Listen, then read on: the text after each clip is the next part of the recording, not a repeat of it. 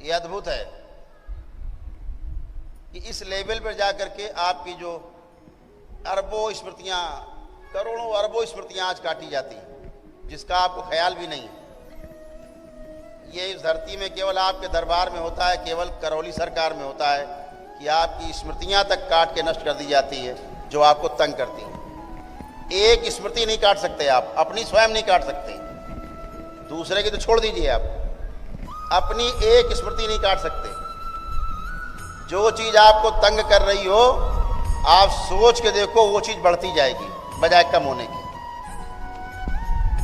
कोई व्यक्ति आपको तंग कर रहा हो, उसके बारे में सोच के देखो कि हम आज के बारे में, इसके बारे में नहीं सोचेंगे। आज के बाद आप देखना, दिन में अगर 100 बार सोचते थे, अब 1000 बार सोचोगे। एक स्मृति नहीं काट सकते अपनी आप।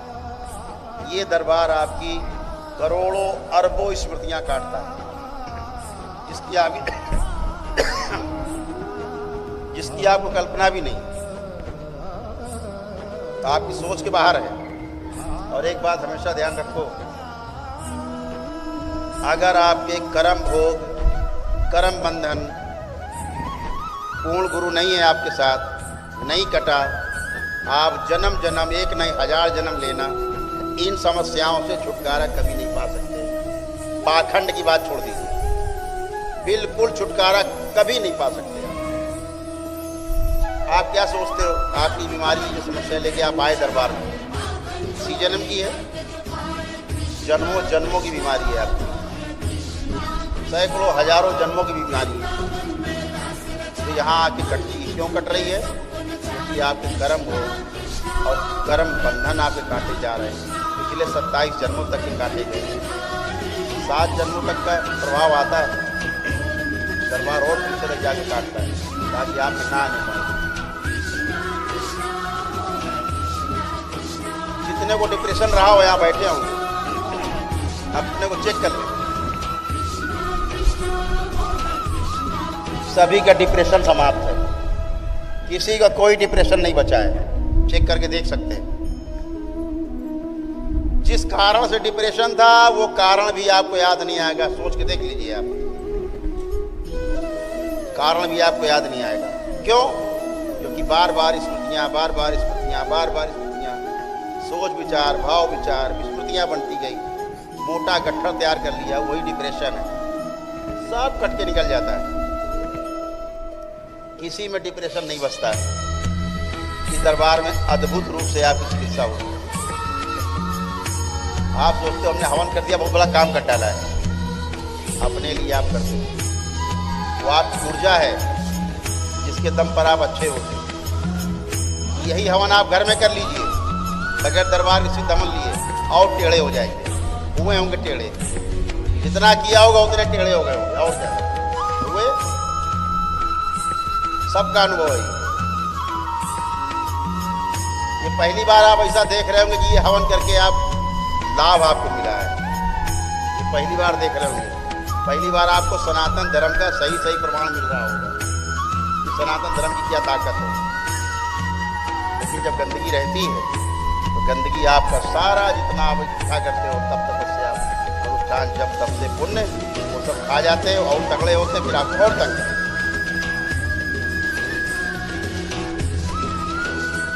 तो आपकी तमाम गंदगी जाती है। आज से आपकी जिम्मेदारी बढ़ती है कि आपको अच्छा अच्छा सोचना है। दरबार आपके साथ है, आप दरबार के हो चुके हैं। आपको 4-4 लेयर की, 4-4 घेरे सुरक्षा के आपके चारों तरफ है। कोई गंदगी आपके अंदर नहीं जा सकती, एक गंदगी आपके अंदर नहीं जा सकती। अब केवल क्या, आप गंदगी बनाओ। कैसे बनेगी गंदगी? 3-4 तरीके हैं। यहां से मान के चलिए कि 1000 आदमी एवरेज ठीक होके जाता है। अगर 1000 लोग ठीक होते हैं रोज, तो उसमें 10 लोग ऐसे निकलेंगे, 10-5 लोग फिर टेढ़े होके आ जाते हैं। क्यों आते हैं? या तो डीएनए ब्रेक करने में गड़बड़ी की है, या फिर हम ठीक करते हैं उनका। या बहुत जल्दी में है, वो बहुत ज़्यादा जल्दी में, एकदम जल्दी में है।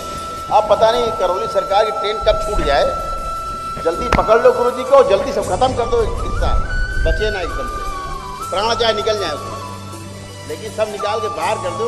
कैंसर तो क्या हुआ, निकाल के बाहर कर दो, मर जाए तो मर जाए, ऊर्जा है नहीं शरीर में, शरीर में ऊर्जा है नहीं, ऊर्जा से तो आप ठीक होते हो।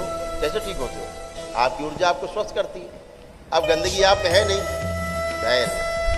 तो या तो डीएनए आपका गड़बड़, या आपने कोई माला फेरना शुरू कर दिया है बगैर दीक्षा लिए, दरबार का दिया मंत्र छोड़ के कोई आपने पुराना अपना चालू कर दिया नाटक कि हमारे गुरुजी तो बड़े तपस्वी थे, लाओ माला जप ले। तो आपसे यही कहना, तुम्हारे गुरुजी इतने बड़े तपस्वी थे, इस बात को ध्यान रखना। आप निमंत्रण देते हो जब माला जपी, माला ने तो मानसिक के बैठे जाप मंत्र जाप कर रहे हैं, आप मंत्र जाप करोगे, माला जाप करोगे, जो करते रहे आप पुरानी स्मृति आप जहाँ लाए, पुरानी कोई भी स्मृति आप लाए, इस तरह के नाटक नौटंकी कि गांव हमारे वो पूजा होती, लाओ पूजा कर ले चल के, बकरा कटरा पहुंच गए, गांव में नौटंकी बहुत होती है, औरतें बैठ के बीच बची औरतें पंचायत बना के, फलानी मैया, एक गोबर मैया, और ये कंकड़ मैया, ये पपरा मैया, ये पथरा मैया, ये चिमटा मैया, समझ गए? इस तरह की मैया बना के करती ना, प्रेत ही पूजते हो, ध्यान रखना। और जिन्होंने पितरों के स्थान बना रखे हो, खास तौर से हरियाणा के लोग कब्रें बना रखे घर के अंदर, से मार मार के उखाड़ के फेंक दीजिए कब्रें अपने तोड़ के, समझ गए? इस तरह से गंदगी आप करोगे, आप में गंदगी आएगी, इसे भगवान भी नहीं रोक सकते।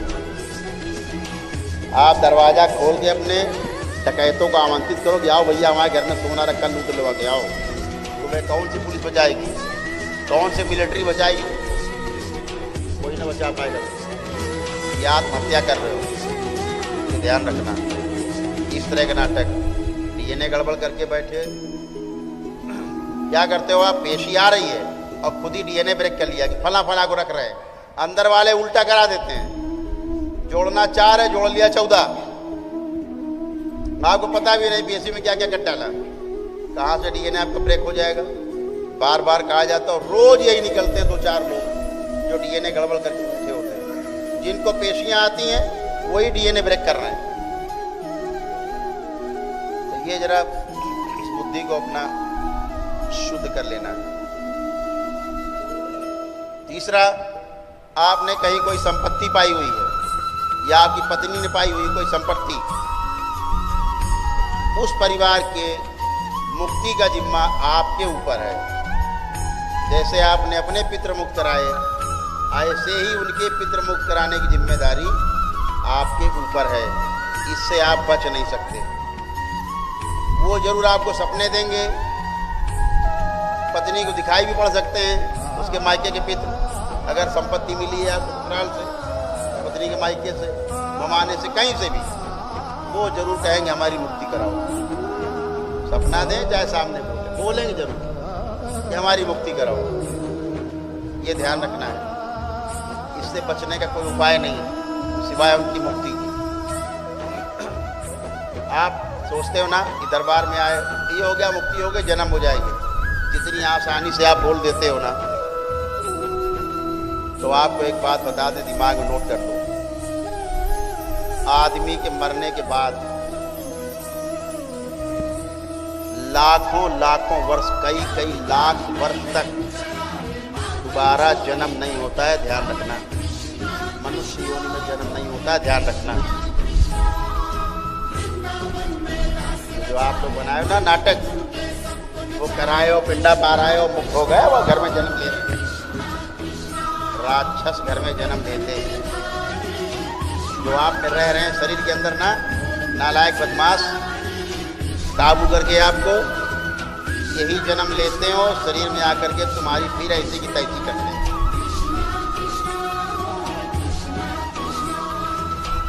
आप सोचते हो हमारा लड़का है, राक्षस पैदा हो गया घर में, और आपकी ऐसी तैसी करने के लिए जैसे पहले कर रहा था, शरीर में घुस के, अब वो शरीर धारण करके करेगा। जो काबिज है वही गर्भ में आएगा, ध्यान रखना। इसीलिए आप तंग हो। कुछ महिलाओं बहनों के गर्भ में दूसरे जीवन प्रवेश कर जाते हैं, या जैसे मरे थे वैसे उनका शरीर बना देते हैं। या बच्चा पैदा हुआ, महीने 2 महीने के अंदर 90% बच्चों में दूसरे जीवन प्रवेश कर जाते हैं, इससे आप बच नहीं सकते। कोई नहीं बचा हुआ है। आप माने रहिए अपने आप को प्रधानमंत्री, बच्चों में घुसेंगे, आपकी हैसियत नहीं जो बचा लो। जब तक परिवार के लिए आपके पूर्ण गुरु की सुरक्षा नहीं है, वो घुसेंगे, आप रोक नहीं सकते। एक ही शरीर में जीवन कोई चला रहा है, शरीर किसी का है। लड़का खड़ा हो गया, आपको गाली बक रहा है, मार रहा है, माँ बहन की गालियां बक रहा है आपको, वो आपका बेटा है? वो आपका बेटा है जो आपको गाली बक रहा है खड़े होके? आपको लात घूसों चप्पलों से मार रहा है, आपका बेटा है वो? आपकी सुन नहीं रहा है, आपका बेटा है? आपकी सुन नहीं रही, आपकी बेटी है वो? इसलिए पत्नी आपकी ना सुने, आप पत्नी की ना सुने, माता पिता की ना सुने, माता पिता आपकी ना सुने। यही ड्रामा है। और जब आप आते हो आगे तो प्रायश्चित करते हो, पश्चाताप करते हो, हमने ऐसा क्यों बोल दिया, हमने ऐसा क्यों कर दिया। जो आसुरी शक्तियां घुस आई अंदर, उनका जो कर्म भोग है, आपका तो है ही जो कर्म भोग। जो गर्भ से बच्चा बन के आ गई आपके यहाँ, या बच्चे में आ गए कहीं बाहर से, तो क्या है पता है आपको? उनके जो कर्म भोग हैं, उनको जो समस्याएं बीमारियां होनी, वो आपके शरीर में होंगी। जब दरबार द्वारा इनको निकाल के फेंका जाता, संहार किए जाते, मारे जाते, इनकी स्मृतियां नष्ट की जाती हैं, सारी गंदगी जाती, तब उनके कर्म भोग नष्ट होते हैं और आप उस कष्ट से बचते हो। रोज आप देखते हो बीमारियां आपकी दूर होती हैं, इसीलिए दूर होती हैं क्योंकि वो जाते हैं। बीमारियां किसी और की, पितरों की, आसुरी शक्तियों की झेलते आप हो, आपका परिवार है। छोटे में घुस जाते हैं, आपने देखा होगा, तमाम पुनर्जन्म हो गया, फलाने गांव में थे और यहाँ पैदा हो गए, बता रहा अपने घर के बारे में, वहाँ सोना गड़ा है, वहाँ हमारा सामान गड़ा है, वो हमारी बीबी है, वो हमारे बच्चे हैं। प्रकृति के नियम में कोई खोट नहीं है।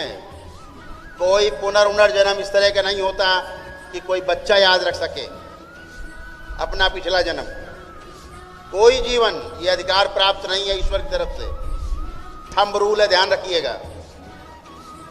कोई भी बच्चा पैदा होता है, उसको पिछले जन्म की स्मृति बनी रहे, ऐसा प्रकृति में कोई विधान नहीं है। ये सब झूठ, एकदम झूठ, सफेद झूठ। दूसरा जीवन होता है वो जो बोलता रहता है, मैं यहाँ पे था, वहाँ था, वहाँ था। जैसे अभी आपके यहाँ पेशी में बोलते हैं, वो बच्चा बोलता है, आपको लगता है तो बच्चा है। बच्चा नहीं, वो चच्चा बोल रहे हैं। बच्चा नहीं बोल रहे, चच्चा बोल रहा है। जैसे हमारे यहाँ अवस्थी जी बैठे, इनको अपने पिछले जन्म याद थे। इनको पिछले जन्म में बड़े जमींदार थे। इनके गांव से 8-10 किलोमीटर होगा इनका, जहां पिछले जन्म में थे। इनके अनुसार इनको सब याद था। इकलौती बेटी थी पिछले जन्म में इनकी। पूरा घर इन्होंने छोटे बताना शुरू किया, मेरा घर वहाँ, मेरी बंदूक वहाँ रखी, मेरा रुपया वहाँ, मेरा यहाँ पे पासपोर्ट वहाँ, दुनिया भर की सब चीज़ें। सोना यहाँ गड़ा, वहाँ गड़ा, सामान यहाँ गड़ा, चाबी यहाँ रखी, सब जाके इन्होंने बरामद कराया। सब बरामद कराया घर में जाके। अरे वाह, ये दोबारा जन्म हो गया। आज भी इनके परिवार के लोग, पिछले जन्म के लोग, इनको अपना पिता ही मानते हैं। इनकी बेटी इनसे 17-18 साल बड़ी, इकलौती बिटिया थी। लेकिन जो श्रीमान जी इनके बचपने में घुस गए थे, पैदाइशी में, उनको निकाल के जैसे हमने संहार किया, इनसे पूछ लीजिए अपना, इनको कुछ भी नहीं याद है।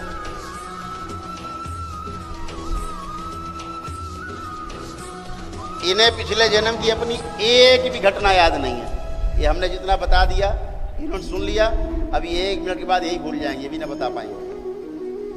वो गए श्रीमान, ये दिन भर उसी घर परिवार में घुसे रहते थे, दिन भर वही चिंता उसी परिवार की भी, सब देख रेख करना, सामान सब कुछ देखना।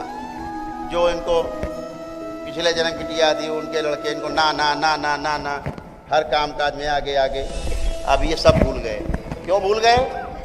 जिसको याद था वो चला गया, और लोग क्या मानते रहे? उनका पुनर्जन्म है। ऐसे ही प्रकृति के नियम में कोई खोट नहीं। प्रकृति के नियम सदा सदा एक से हैं, एक ही रहेंगे। सूरज पूरब से निकलता है, पूरब से निकलेगा, पश्चिम में अस्त होगा। ये यूनिवर्सल है। इस बात को समझना होगा आपको। या आप इसी तरह से भ्रम में तमाम चीज़ें करते रहे। आज आप पूरी तरह से गंदगी आपकी गई है, आप पूरी तरह से नील हैं, सारी गंदगी गई, सब कुछ हटा दिया गया। अब आप और आपका शरीर है, आपको अच्छा अच्छा सोचना है।